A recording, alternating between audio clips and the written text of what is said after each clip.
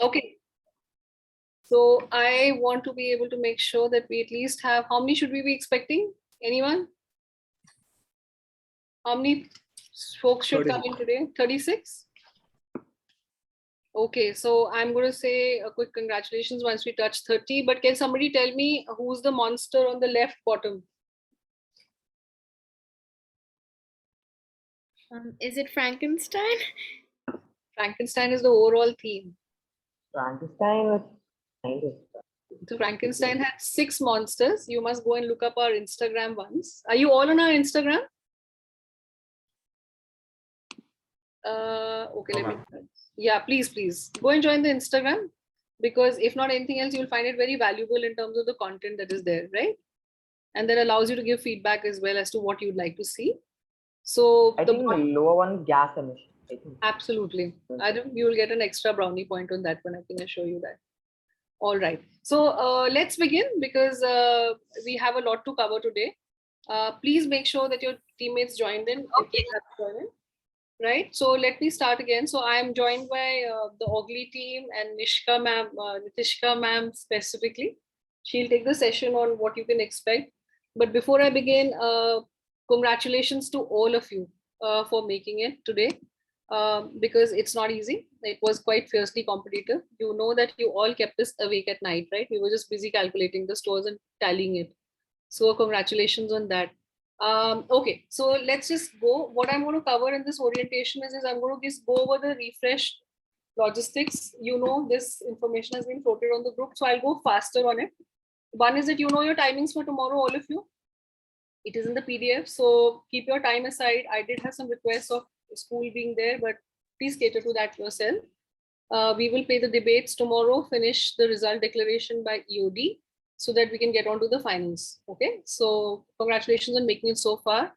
And the second thing is that I did want you to do the introductions, and we've done a quick check. I think most of you now know your groups. Point number 3 is important, which is that topic and stance has been declared already for the 4th to 6th graders. 7th to 9th, you have the topic. Stance or the for or against will come 2 hours prior to the match. And 10th and 12th graders obviously are being challenged to the next level, where they have the topic and the stance coming 2 hours prior both. All right. All of you now are getting to know each other. So just select a lead who will come in either for a coin toss or for any clarifications. Okay. If we do that, actually, we are not doing the coin toss tomorrow. We'll just be doing declarations. Just select one person who will represent. And this is an important one. Just as you prepare, decide the speaking order. And for the speaking order, Nitiksha ma'am will give you some tips on how you can think about who can be the first speaker, second speaker, and the third speaker, right? So few things. Any doubts on this? Any clarifications? Yeah, go ahead, Karthik. Ma'am, actually, in the photo that you shared on the group, it was written that the last match for like our team is 6:30 to 7:30. So, but here it's only written till 5:30 for our category.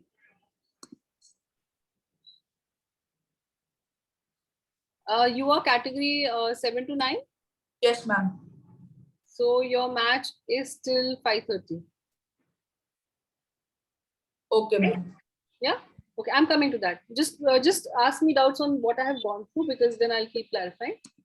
Any other doubts? This is an interactive session. Go ahead, tell me any other doubts that come to your mind. Ma'am, do we have to finalize our speaker order beforehand and tell you, or can we choose to change our speaker order depending on, you know, when we get the topic and stuff? No, that's exactly why I've tried to put these markers to say by today EOD, by 8 p.m. I would like you to please finish your speaking order. Okay. Now, you know, while discussions, while preparation, tomorrow morning, you may have that thing to say, listen, I don't feel comfortable going as speaker 1. Why don't you do it? Those are exceptions. All right. We won't hold you responsible for it, but what is happening is that we are creating the judge sheets in parallel, right? So we just want to be well prepared, and I'd rather burn the midnight oil than get up very early for it. Right? Yes. So try to finalize it, but we understand that you may change it. So that's by exception that we will cater for it. No hard and fast rule on that.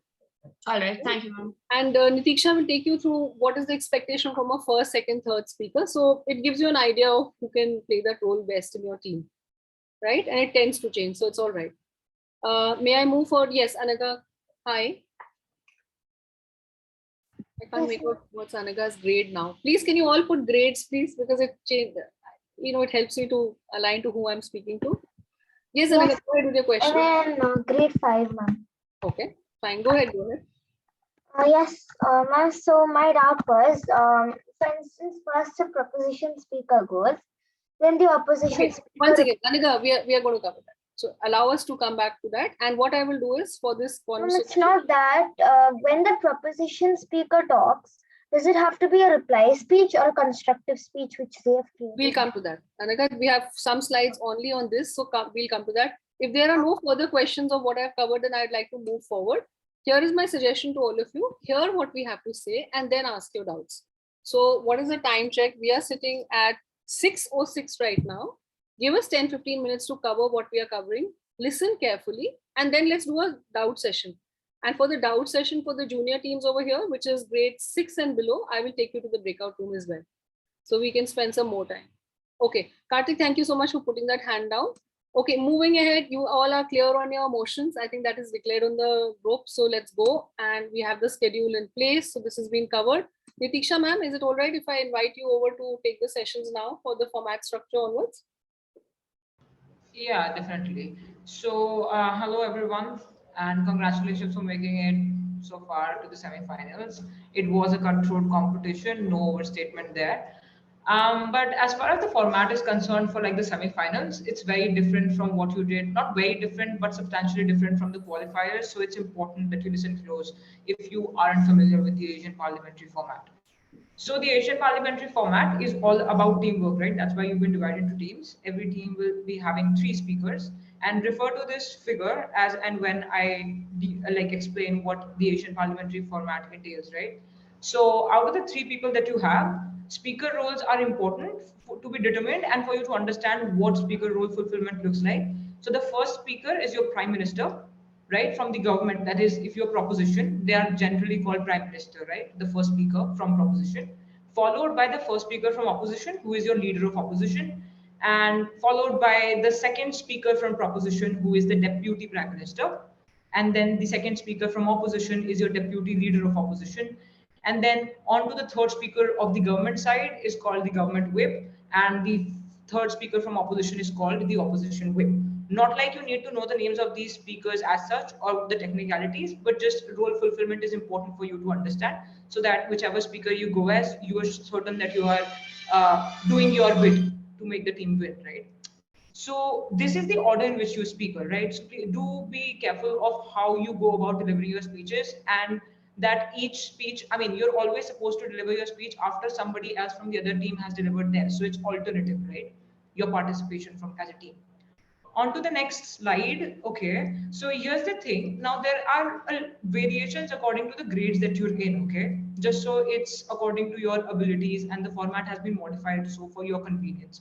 Now with the grade, for grade 4 to 6, we have only 3 minutes for every speech, which means you will be having 3 minute long speeches. Every speech, the number of speeches remain the same from a team, which means you still are delivering 3 speeches from every team, but then all of these speeches will be 3 minute long and won't exceed this time limit. Do you understand? This time around, unlike the qualifiers though, you will have interjections, which means that you can ask questions to your opponent in between, but that will come to later as we switch this slide. Now on to the format for the people who are in the middle category, grade 7 to 9. Not many variations, still 3 speeches from either side and alternatively being delivered. But then the difference is that your speaking time for, or the duration for each speech should be 4 minutes. All right, and that's been highlighted for you as well. So please be mindful of this. We don't want you to be mistaken about the duration of your speech. Okay, so just be very, very mindful of what the duration of your speech looks like. On to the format for semi-finals and what it looks like for the senior category. Everything remains the same structurally, but the duration of your speech changes to it being a 6 minute long speech. All right, so every speech is supposed to be 6 minutes long. On to the next slide, please. Dia will take your questions shortly, or perhaps if it's about the structure, you can ask your question right now as well. Yes, just to confirm, we do not have reply speeches, right? No, we have only 3 speeches from proposition and 3 from opposition. That should be the end of it. So there are no replies as such. So try to conclude your case in your third speech itself, the BIP speech. Okay, thank you. Ma'am, I just want to ask, the questions from opposite party would come at the end of the speech or in between the speech? We'll come to that. So we have a different slide for POIs. I'll give you a detailed analysis of how that goes about. Okay, and for 4 to 6 grade, what is the duration? 3 minutes, 4 minutes, or 6 minutes? No, 3 minutes. 3 minutes. 3 4 minutes. to 6 is 3 minutes. Okay, ma'am. Yes. Yeah, Navya, Okay. go ahead. First, you told that the each speaker time is going to be 3 minutes. So is it going to be 3 minutes for each speaker or 6 minutes for each speaker? 3 minutes. It's going to be 3 minutes for Navya, each. I'll go into the details of it again. I'll put you in a breakout room. There was one more doubt that somebody had asked. Any further doubts on this one? So 4 to 6, 3 minutes, 7 to 9, 4 minutes, 10 to 12, 6 minutes. Okay? Yes. All right. So if everybody has to be super clear on this, because now is the fun part when Nitiksha ma'am will explain the speaker rules. Any doubts so far? Happy to pause for 2 minutes, think about it. Yeah. Yeah. Yeah, Parth, go ahead. Ma'am, is it mandatory to take a 15-second gap for repair? Not really. I mean, that's what we say. You can keep it as a pause, but you shouldn't ideally exceed 30 seconds between two speakers. Okay, Try not to do that. The other thing is that, Anika, I'm just looking at your question in the chat. There's no negative marking, but the adjudicator will not listen to anything that you said beyond 3 minutes. So you can keep speaking. But if you are at the end of your sentence on that 3-minute speak, they'll allow you to finish it. But if you're speaking at 3 minutes, 30 seconds, it's not getting counted for ranking anyways. So it's a waste of time. Is that okay? Okay, I can see a lot of hands from the junior category. So allow me to take you to another room. Let's just hear Nitiksha ma'am on the speaker roles once, and then we will all go separately and have a slightly longer discussion. Is that okay, all the juniors? When I mean juniors, I mean 4th to 6th. Yeah, okay, so just put your hand down and let's go. I'm coming to the POI, Anavi, so I'm not answering that right now. Okay, Nitiksha, all yours in terms of speaker roles. Okay, again, very important, right? Speaker role and understanding that is extremely important. So be all ears about this at least. So for the first speaker and proposition first speaker and opposition speaker first speaker, they have similar role fulfillment responsibilities. Okay, so when you're going as a proposition speaker, you're the first speaker going and establishing the debate, all right? So that's a different kind of burden. You have to establish the debate. You have to tell us where is this debate happening? What is the burden in terms of what do the terms in the motion mean? I think there are different, I mean, this is something that we have discussed in detail, even in the training sessions, right? Your characterization of the motion, which refers to you deciphering the meanings or the meanings of the terms that are there in the motion, but also making it very evident for the adjudicators to buy your case, right? Secondly, on to what the current situation looks like, what the context of this motion is, where would you like to place this particular debate, and then your stakeholders, who are you trying to impact through whatever you're proposing, who do you seek to benefit, who do you think are the perpetrators, how do you think things can be resolved between the two, like between the perpetrator and the victim or any such stakeholder that you might have in your debate. Your responsibility in the simplest of terms is to just establish the debate, to tell us where do you come from, what is your team going to propose, what is your team going to defend in the name of argumentation.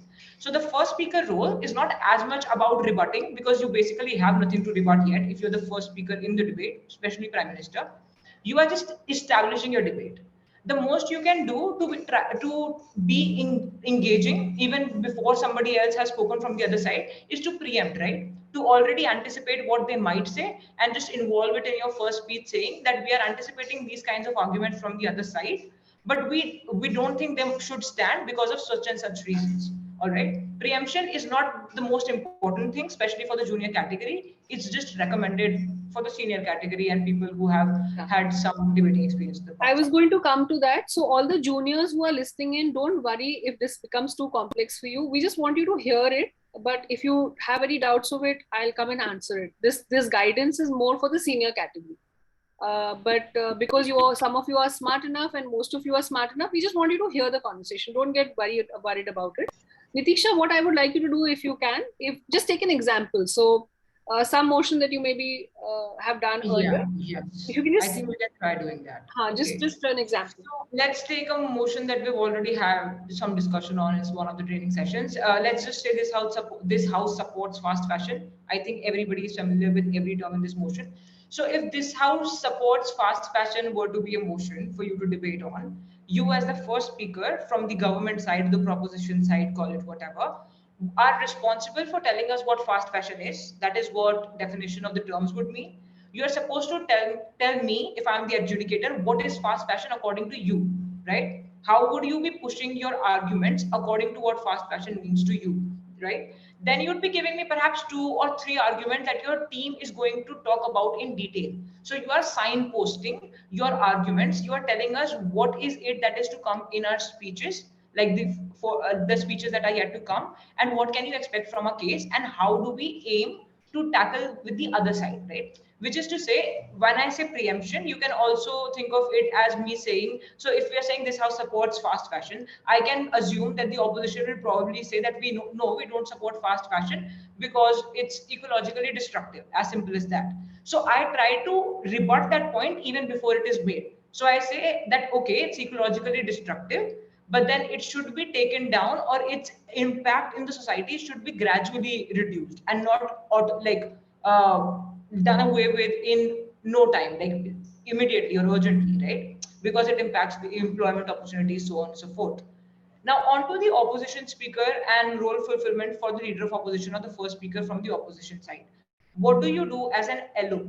You are different as the leader of opposition only in terms of how there is already a speech that has come before your speech is being delivered, right?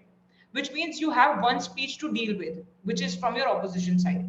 Now, in this case, what you do is, like a recommended structure is that you try to rebut whatever the other side has already stated in their first speech, right? So if somebody is making a case on this house supports fast fashion, you already know their points because the Prime Minister has told us that so and so and so things are going to follow in a case. So you already have a foretaste of what is to come in their case.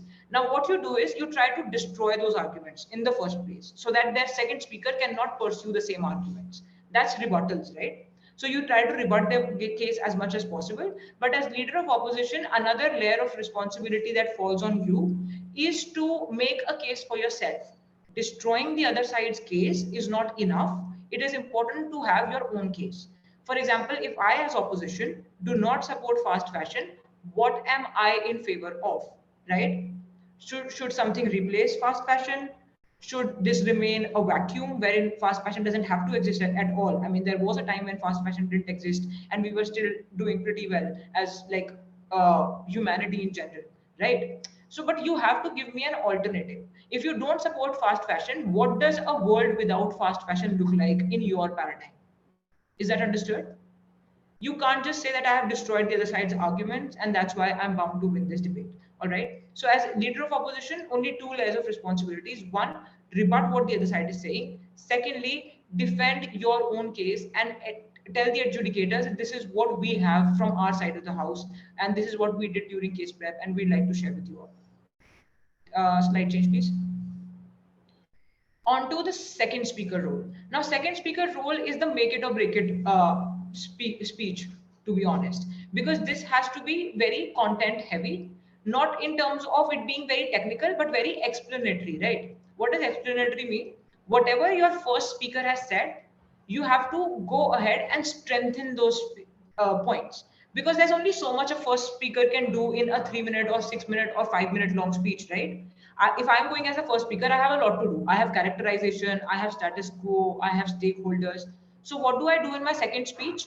I realized that my first speaker did not have enough time to analyze every point made very like in detail. So that duty falls on me. But another layer of responsibility again on the deputy speaker, who is the second speaker, is to rebut more heavily, because by the time it's your speech, two speeches have already come about from the other side. If you are DLO, if you are the second speaker from opposition. But even if you aren't the DLO, and even if you are the proposition speaker, like you are the second speech from the proposition side, LO has already delivered their speech, which means it's your responsibility to now re-establish your case. So reconstruction of case happens in deputy. Once you've given your first speech, it's bound to face some criticism, right, from the other side's first speech. Now, how do you as a second speaker re-establish your case? By destroying the other sides. That's the deputy speaker's role. What does it look like with an example? This house supports fast fashion.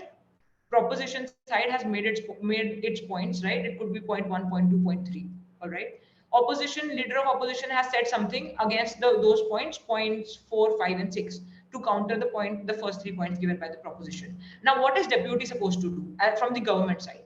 I am supposed to bring those point 1, 2, and 3 that my teammate made back to life, right? I can't just let them go to waste just because the leader of opposition didn't like them, right? So re-establishment of case happens in your second speech, and that can happen through examples, analysis. Those new things come in your second speech, because in your third speech, you're not allowed to make new arguments either, which means everything that you want to bring to the table in this debate has to come in your deputy speech imperatively, right?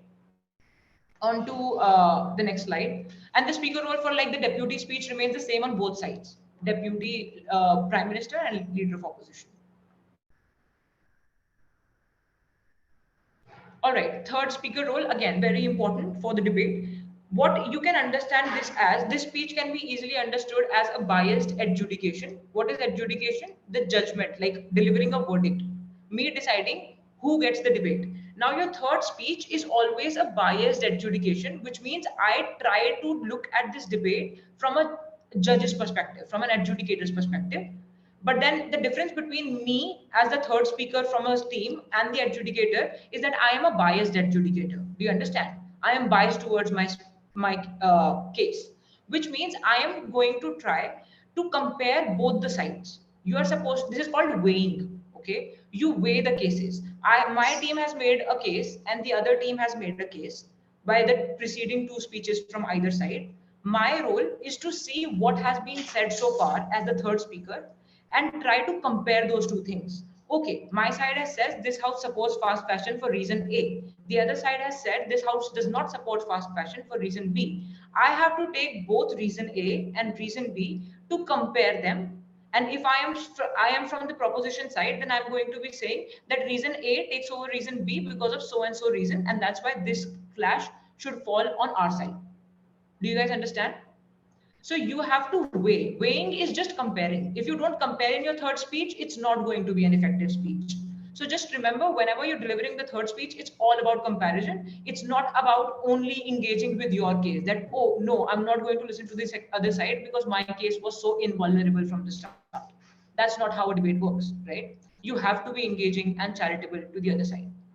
That's the role for both the sides. Again, government whip and opposition whip doesn't really change for according to the stance that you have.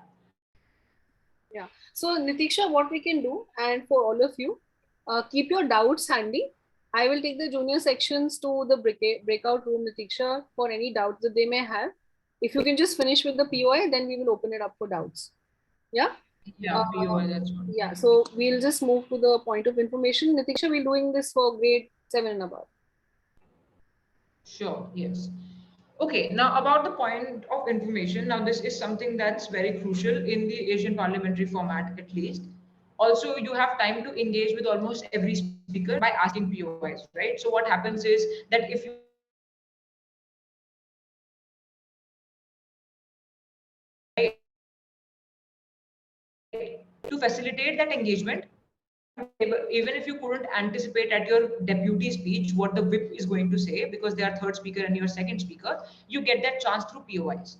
Now the POIs have to be short, but okay, they can't be a minute long because they also take up the time of the person during like who you're asking the POI. So your POIs have to be very concise. They cannot exceed 15 seconds of time limit, which means you should write your you write your POIs down advisably. Only then will you be able to ask it effectively, but also concisely. Now, secondly, they can be only offered after the first minute of the speech and before the last minute. Okay.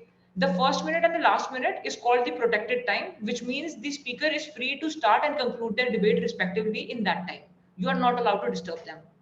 Now, what shouldn't happen while you're asking POIs is also heckling. What people try to do is that they keep putting in the chat and bombarding the speaker with messages of please take my POI, engagement necessary, all of those things. We don't think heckling is necessary, right? So although you are engaged to ask POIs during a speech, please be respectful towards the speaker. Don't use it as a means of heckling. Just ask POIs with at least a 30 seconds gap. So if you've asked a POI once and the speaker has refused to entertain those, you should ask another only after 30 seconds have elapsed since the time you first asked the POI. Okay. Now, other than that, all teams should offer POIs. I think that's one of the points that you can see on the screen. But the thing is that it's not always like you don't lose out on marks as such if you don't ask POIs, but there's definitely value addition if you ask relevant POIs. Okay. And if you answer relevant POIs, which means it always works to your advantage if you choose to engage with POIs and if you choose to ask POIs as well. That's all. I think that's it about POIs. The thing is that speakers can accept or decline POI, so that you have to understand. Don't just keep nagging speakers saying that, oh, you have to take my POI. They don't have any obligation as such to just take your POIs, right? So thank you so much, Nitiksha ma'am. So with that, what I will do is I'll just request all the younger students to join breakout number 1. There's only one room we've created. And then we can have a slightly longish conversation over there. Does that work?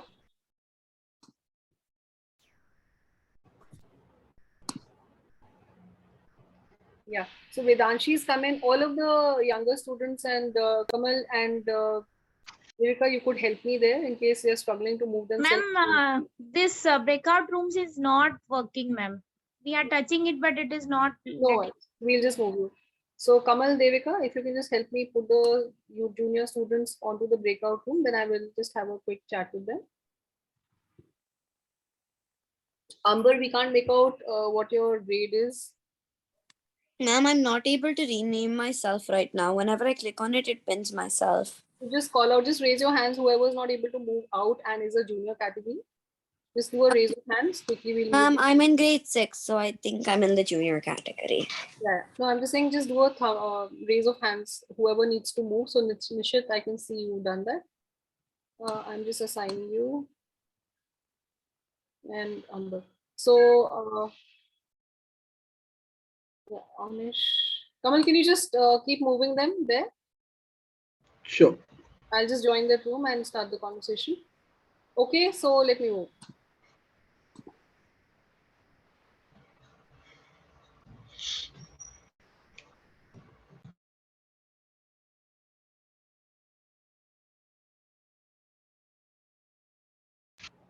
So meanwhile, can we continue with the doubt clearing session here as well for the senior category and the middle category?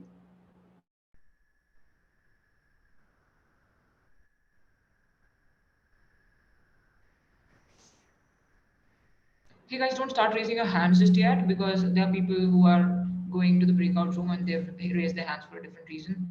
So there'll be some confusion. Just lower your hands right now. Karthik, I see that you are which? Yeah, thank you.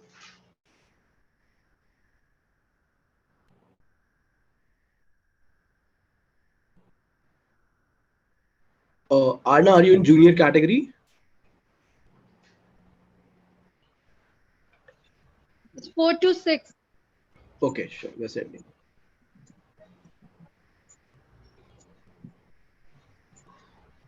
All right, guys. For you all, I think there has to be an efficient way of how we deal with the doubt clearing session for this to be productive. Okay.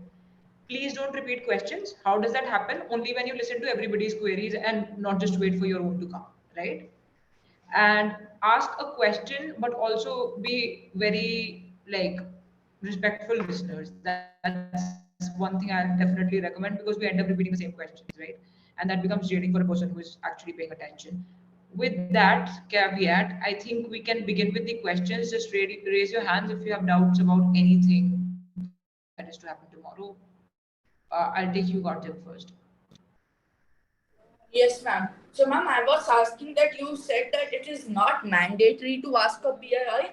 So, ma'am, will we get like extra marks if we answer a POI efficiently, or like if we ask a POI? Are there extra marks for it?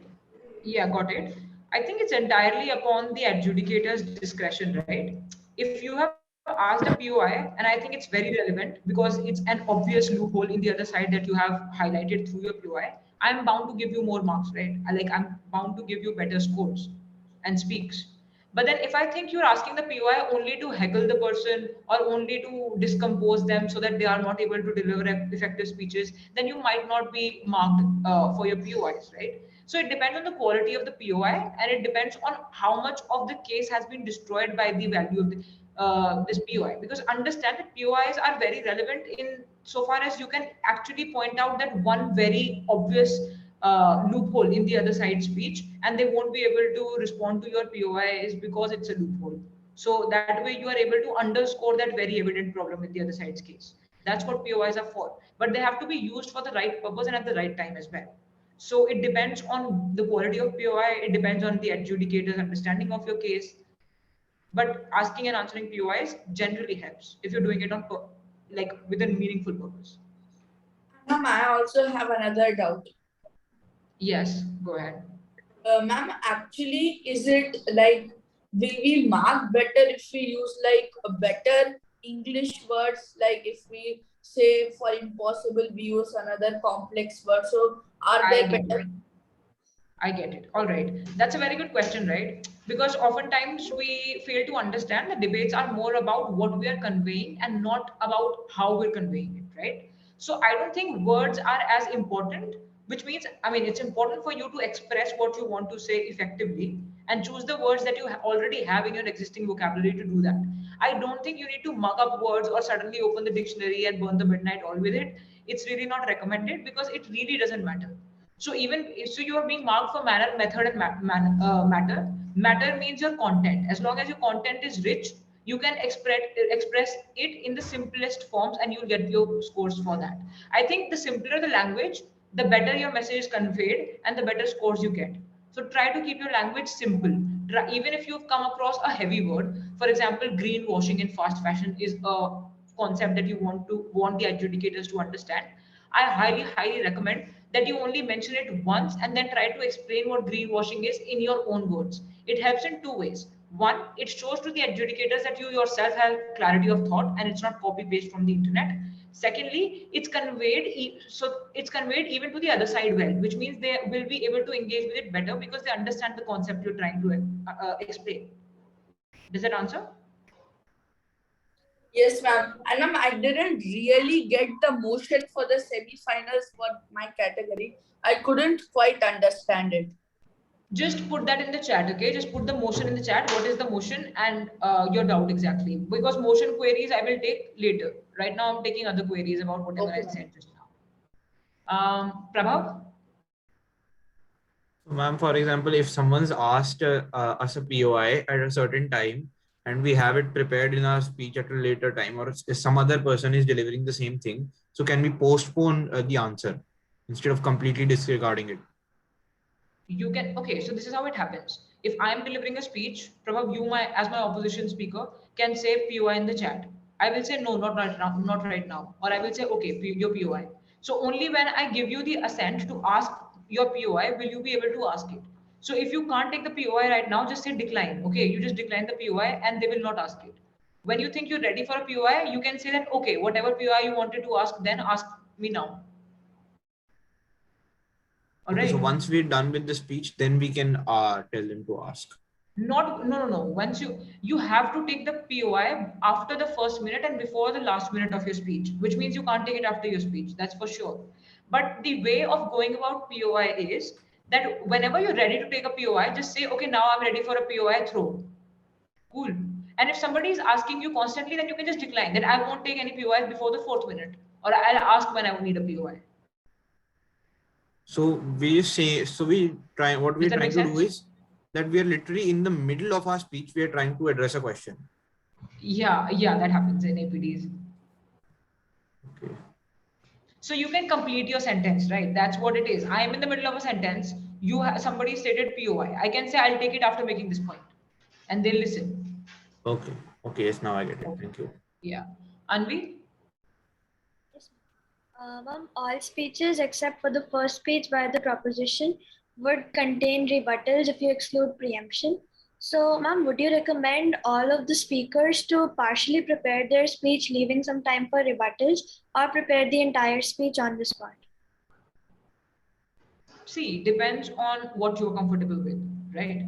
If you think I am not an impromptu speaker yet, I need to have something prepared in order to be confident about my speech, then have some points.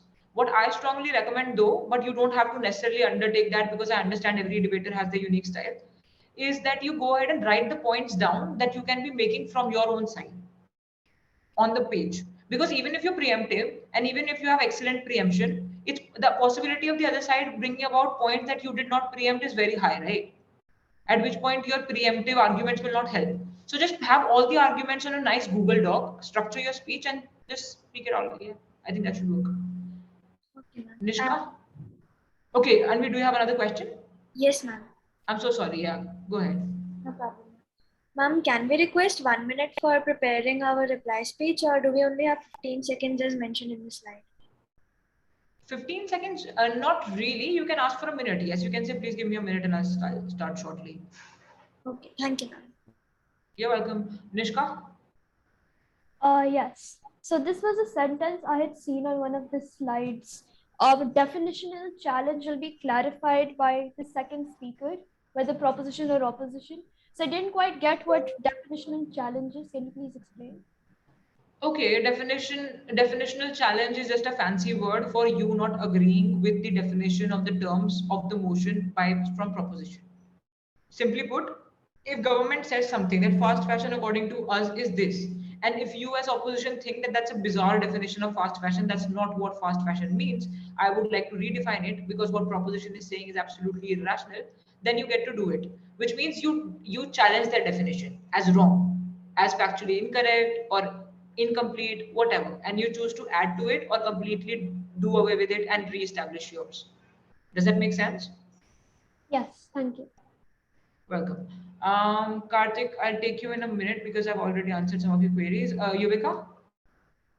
Ma'am, my question was that if we are taking a POI in the middle of our speech, so the time will be like, will the time will be counted from our speech, or will the time pause for that particular POI? Time does not pause. So that's the thing, right? You have to prepare your POI. It can't be 15 longer than 15 seconds because the speaker will say your POI is longer than 15 seconds. I'm not entertaining you, wasting my time. Because the clock is still ticking for the speaker. So it's a part of the process. No timer does not stop for any speaker or the person who's asking the POI. So, ma'am, can we have a POI after our speech? No, it has to be within that time. That's the challenge. So you have to be very smart in choosing when you can answer a POI. Generally, what happens is that I make my points and see. So what I do in my speeches is that I say I will take the POI only after the 5th minute because I know in 5 minutes I will be able to conclude. Like I will be able to say everything I had to say from my notes. So you can also give it that kind of a cap. You can say I will take a POI only after the 5th minute, or I will ask for a POI. So ask your POI when I tell you to. You can give those kinds of clarifications at the very outset before you're starting your speech. Okay, So, ma'am. for example, and make it very simple for you, I can if I am to deliver my speech, I will just say, "Hey, I'm Ritiksha. I'll be going as a deputy speaker. I'll take my POIs in the 5th minute through chat." So that clarifies everything. If the other side is not doing that, they're probably trying to heckle you. Don't entertain. Also, ma'am, the chairs won't give us a POI, right? Like it will be just the team. Yeah, it's just team engaging with one another. Dia? Yeah, not a doubt, but I actually need to go now. So can we leave if we don't have doubts? Yeah, definitely. People who don't have doubts are free to leave. Thank you. Karthika? I'm sorry if I'm mispronouncing your name. No, ma'am, it's fine. Ma'am, I had one question. If our opponent has stated something that we think is invalidated or just overall factually inaccurate, can we question the source they have used for what they have said in the POI or even later? Okay, about sources and factual inaccuracy, I think it doesn't really help if you cite the source because the adjudicators are not suddenly going to be on the internet and checking for it, which means you might be wasting your time if you're citing the source. What you can say to cite factual inaccuracy is that you can tell us what the right thing is, right? It's enough for an adjudicator to buy. if it's an obvious factual inaccuracy, obvious one. Other than that, I don't think Asian parliamentary debates are as much about facts as they are about reasoning. So try to work a lot on your reasoning and try to minimize your statistical inputs to the extent you can. All right, Does sir. that make Yes, sense? sir. Yeah. Shall we? Yes, any POIs that we might be asking can be to question an argument or for a clarification too. For a clarification, yes, definitely. So you can ask for clarifications, you can ask for responses to questions that you have with reference to their case, or you can ask things that they are trying to shy away from. That, okay, engage with this part of my speech. Why aren't you doing that as opposition? Okay, thank you. Welcome. Sai, sorry if I'm mispronouncing. No, that's correct. Hi, Chair. I had a couple of questions. For POIs, can we state at the beginning of our speech that we won't be taking comment POIs and can only take questions? Like sometimes speakers just like to make comments Right. in the format. Okay. So POIs at no point in time can be comments. Never, okay? Okay. You can't just say, oh, your speech is not so good. I mean, that's not a POI, right? POI is particularly point of information only when you have something very valid and credible to say. Do you type it out? That's why I'm saying, I mean, if you're just commenting, it counts as heckling.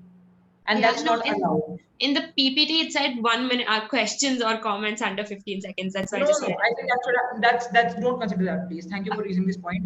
Only a question counts as a POI. Everything else is just you trying to trouble the speaker. Yeah. Okay. Also, regarding the format of the competition itself, is there a best speaker award and will our teams change if we do make it to the finals? About the teams changing, I don't have enough clarity on that. Team will be able to do that better. We will not allow team change. That's A. And I Okay. guess, yes, we will have a best speaker from here onwards. So from round 2 and round 3, we will have a speaker slot. We will make it open as compared to the round 1. And if generally it should be in the top, finalist. But if they're not the finalists, we will separately announce the best speaker for each category. Only the best speaker, not top 3, top 5. Yeah. So the team, as in the team with which now, if we do make it to the finals, it'll be the same one, right? It will be the same, yes. Yeah. Okay. And I'm so sorry for asking so many questions. Last one. If you, in some of the speeches you adjudicated, I think you saw that some speakers are very aggressive in terms of, our argument, this side deserves to win and stuff like that. So what is the take on aggressiveness? Like how aggressive are speakers supposed to be when you're saying that the opposition is incorrect or their argument doesn't stand? Okay, so for this tournament, you are being marked for manner, which means if you're being aggressive to the extent of being disrespectful, adjudicators would not oversee that, right? Okay. So it's reasonable to just have good content rather than be jumping out of your seats. Okay. Thank you. Thank you, Chair. You're welcome. Karthik?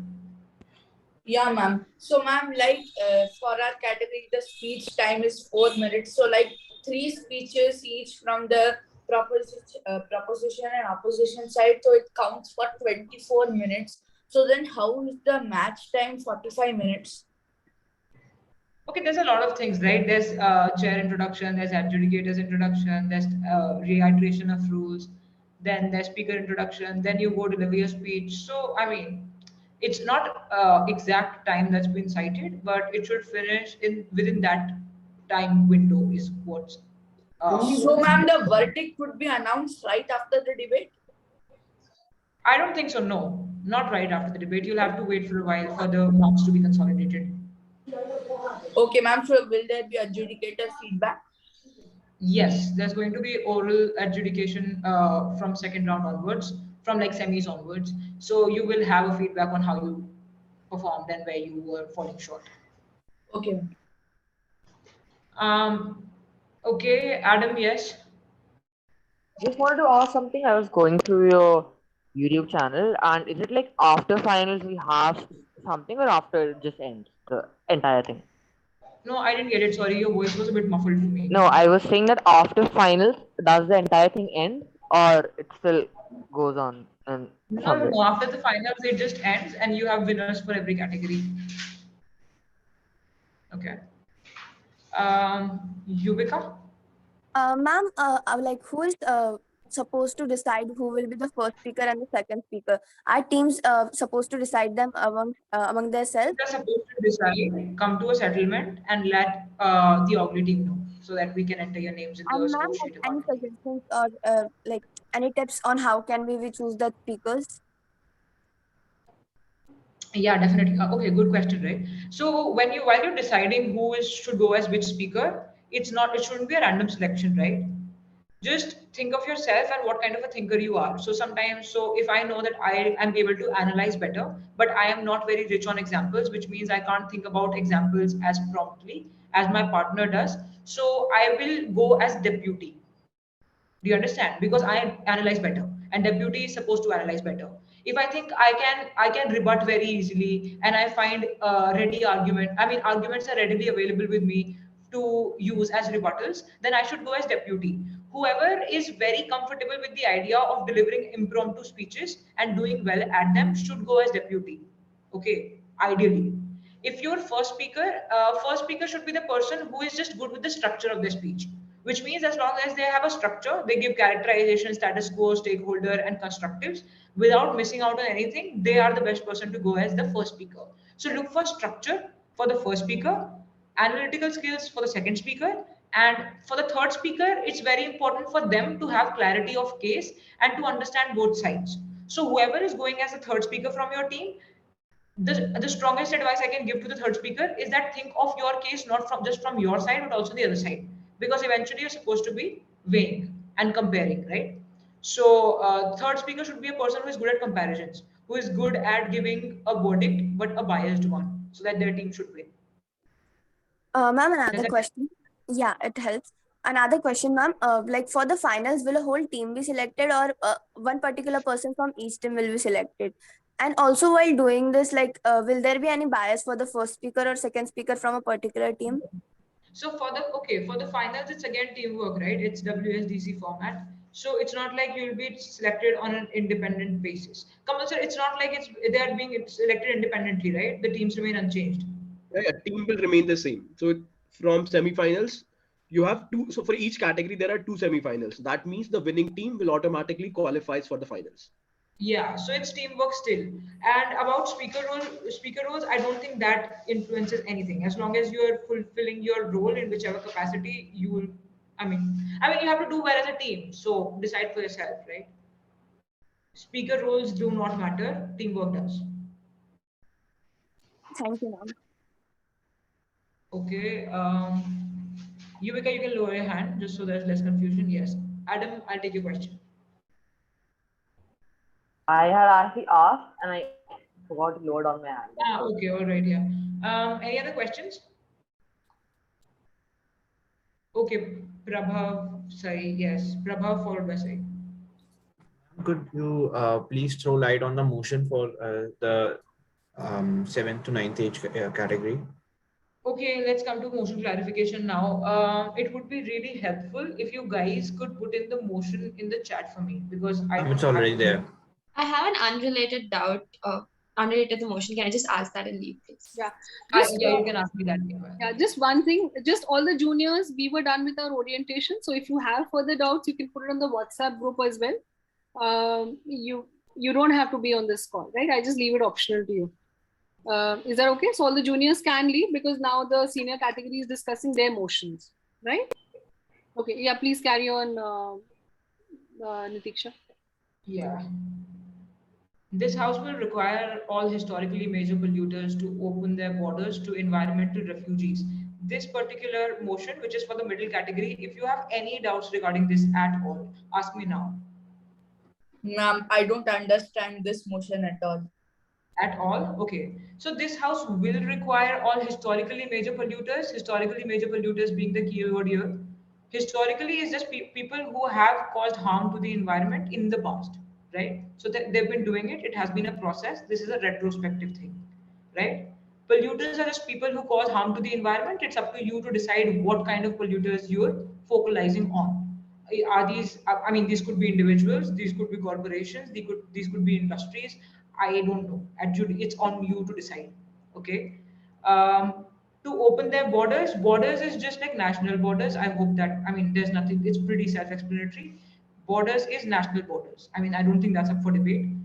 And refugees, is there something? I mean, refugees are just people who are seeking a safe haven elsewhere other than the place they belong to, right? So I'm sure you've heard of refugees, right? If not, just go to the internet for better clarity. Refugees are people, when I have a problem in my place, I go elsewhere in order to find a safer, temporary, or permanent place to stay.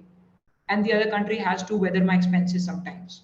So that's the dynamic between the country that the person, the refugee, and the country they are seeking refuge in. Okay.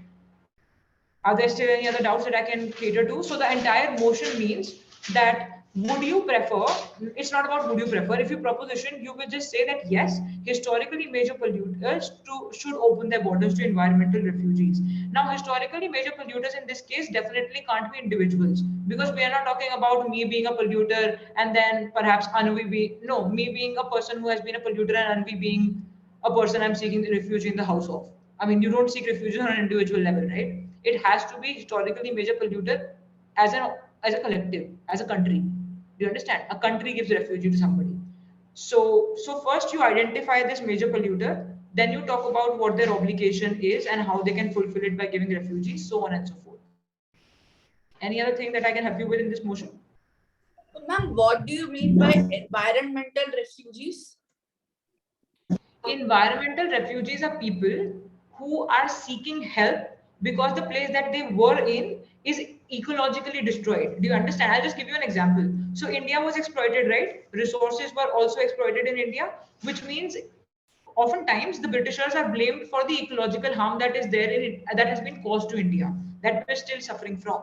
So in that way, if there are certain tribal communities that have no fault, I mean, if the tribal communities do not have as safe an environment to live in as they used to have in the past, we can pin it on the major polluters who had been historically major polluters and say that these are the environmental refugees that you have to give refuge to. So the tribal people, the people who have lost their livelihoods because of the construction of dams, etc., etc., all of those count as environmental refugees. Does that answer? Yes, thank you. You're welcome. Well, historically, major polluters can only be in reference to countries or nations. See, it would depend on your interpretation, but yes, nations is the safest stance here, because how else do you justify people seeking refuge? It's always between countries, right? It's like uh, dependent. There have to be two countries: a country you're migrating from and a country you're migrating to as a refugee. So yes. Okay. Ma'am, I had it out. But you are from grade 10 to 12th, right? Just hold on, right? I just need any other questions on this particular motion so that we don't have to come back to this again. Yes, Pramod. Ma'am, so basically what we are saying is the historically major polluters, they are supposed to give their, like they're supposed to open themselves to the environmental refugees, to like those who they have harmed.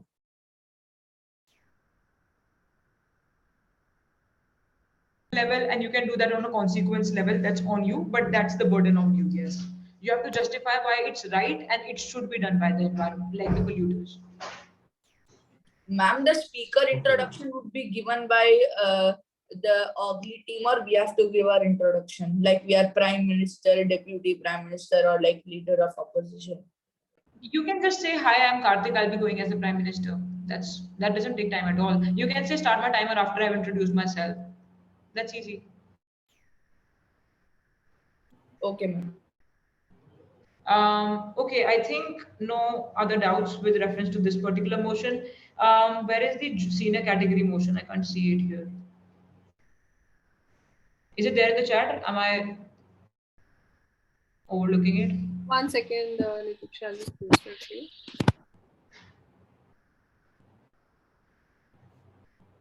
Senior category has got clean energy as a theme. Yeah, senior. Okay, yeah. Senior category gets their motion only to us before the debate. Yes, So that's that's the a new downside. quiet. You might just release it to them. Huh? They were all quietly waiting.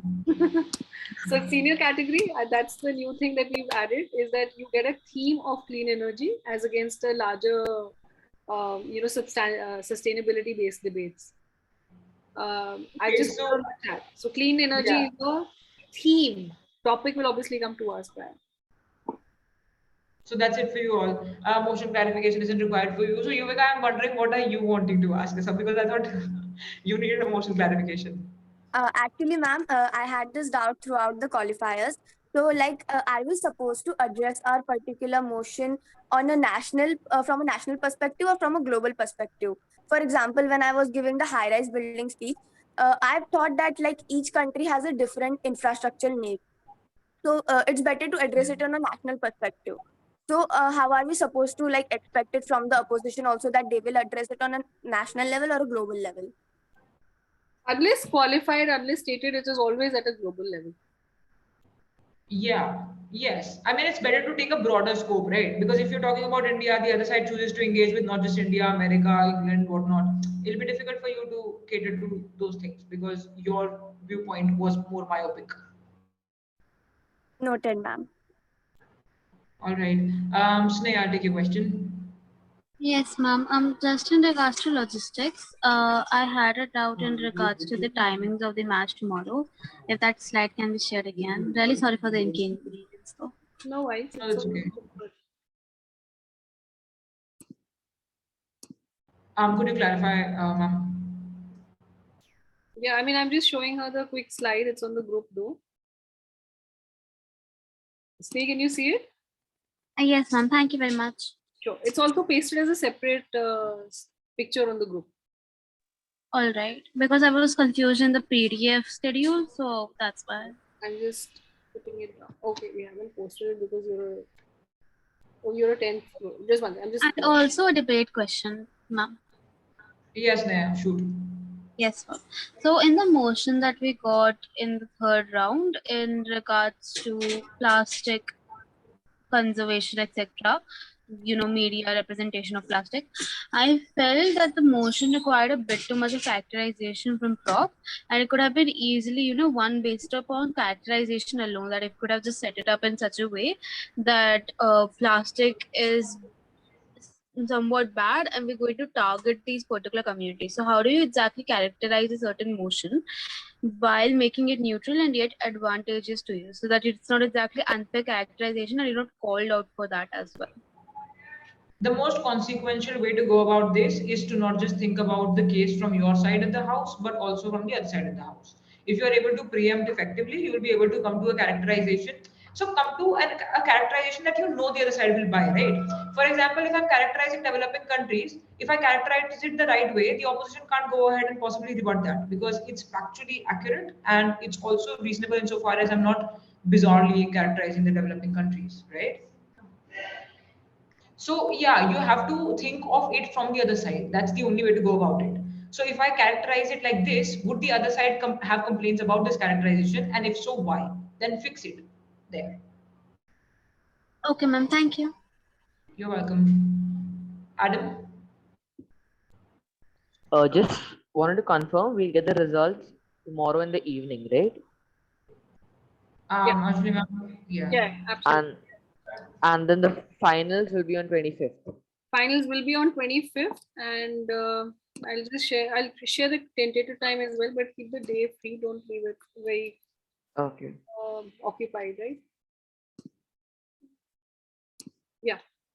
And obviously for the finals, I mean, if you are comfortable right now, we'll obviously use the WSDC format, just as an FYI. So that will have the reply speeches to it. Sai, do we have another question? Yeah, I had another question. Yeah. Yeah. If there is a motion that kind of seems like one side is playing devil's advocate, in some debates, usually like 10 points extra or something are given to a side, which kind of seems lopsided, right? Is there something like that in a toss? If you choose to play devil's advocate, there's some kind of advantage? Not really, not really. Okay. I mean, as long as you're able to defend your case well and destroy the other sides, I think your case is counted for what it is and not really about which was a difficult stance to take. Okay. All right. Thank you. You're welcome. Karthike? Right, ma'am. Ma'am, I just had one doubt. This is like just for in general motions. Like for example, for the middle category, the motion was regarding environmental refugees. So, ma'am, can we, if it benefits our argument, can we give our own interpretation to what like environmental refugees means? Like, for example, if we can say environmental refugees could be people who are trying to escape an environment which is not safe for them. For example, there's law and order that has collapsed in their country. Can we do something like that? Definitely, yeah. I mean, it's expected of you actually. So environmental refugees shouldn't be very simplistically defined as what it is on the internet. It should definitely have nuances from your end. That you can't by force call somebody an environmental refugee even if they are fine living in a place that is ecologically unfavorable. Do you understand? You can only call them environmental refugees when they self-admittedly recognize as one or identify as one. So those are the kind of nuances that you are expected to introduce in a debate, which do lead to better speaks for you as well as a speaker. All right, thank Okay, you're welcome. Any other question, guys? Just a second. Yeah. Any other questions?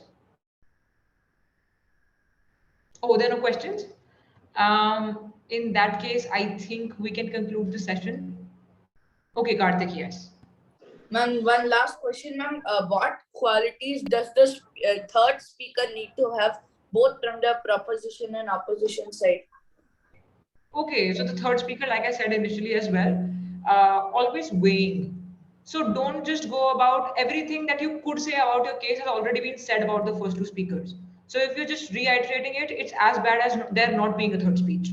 What you're supposed to do then is give comparisons because no other speaker has done that before you in your case or in your from your team. So to be different from the other speakers, compare your case from the other sides, but then say that mine is better because of so and so reason. So the most simplest way of putting this is to say that you have to cite at least 2-3 clashes in the debate and then show and try to influence adjudicators by saying that all of these 3 clashes have been taken by us because of so and so reasons. That's it. Ayesha? Right. This is just a confirmation since I didn't catch this before, but finally there are no reply speeches, right? It's just our 3 speeches. No reply speeches, that's correct. All right, thank you. Welcome. No other questions? Should we call it a day? Yeah, I think we should spend some time now preparing for it. You already know that you can touch base on the WhatsApp group. Try to do the WhatsApp group, not too many DMs. Don't call. Try to DM is better, works better as well for all of us. Very best of luck. And just a quick heads up, because I'm getting a few questions. 6 to 9 is what we're thinking for the finals. Just FYI, and I hope that serves as a motivation for all of you to do even better tomorrow. Okay, so best of luck. Yes, I heard a. Sorry, ma'am. Sorry to interrupt, but will you be sharing the presentation today you presented? Yes. On the WhatsApp group? Yeah. Okay. And I'm hoping that senior category, I can easily say that be on our boss Instagram. It's already posted over there. Some of the training material that we'll had got referred to today. Right? Do that, but we'll anyways post it on the groups. Yep. All right. With that, best of luck. Let's witness some lovely debates and mind sport over tomorrow. Yeah. Bye-bye. Good evening, all of you, once again. Thank you, ma'am. Goodbye. Thank you, ma'am. Thank you, ma'am.